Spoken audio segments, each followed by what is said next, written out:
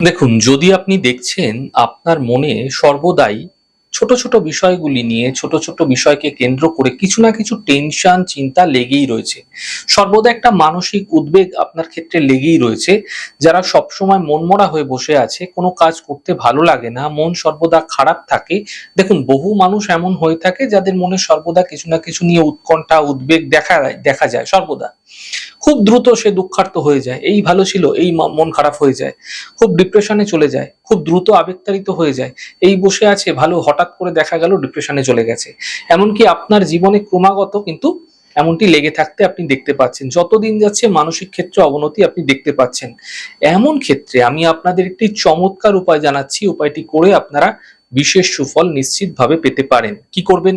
এক তো প্রতিদিন যখন আপনারা স্নান করছেন সেই স্নানের জলের মধ্যে সামান্য সন্দক লবণ ভালো করে মিশিয়ে প্রত্যাহিকভাবে স্নান করুন। ওই একদিন দুদিন করলাম এরকম করলে হবে না, প্রতিদিন করুন। দ্বিতীয়ত, আপনি যে বাথরুমে বা যেখানে স্নানাগার রয়েছে অথবা টয়লেট রয়েছে সেখানে একটি বড় ফিটকিরির চাকা আপনারা রেখে দিন। প্রতি 15-20 দিন বা ম্যাক্সিমাম 1 মান্থ অর্থাৎ 1 মাস অন্তর অন্তর আপনারা এটাকে চেঞ্জ করার চেষ্টা করুন। অর্থাৎ আগের ফিটকিরিটি জলে প্রবাহ করে দিন এবং নতুন ফিটকিরি এনে সেখানে রাখুন।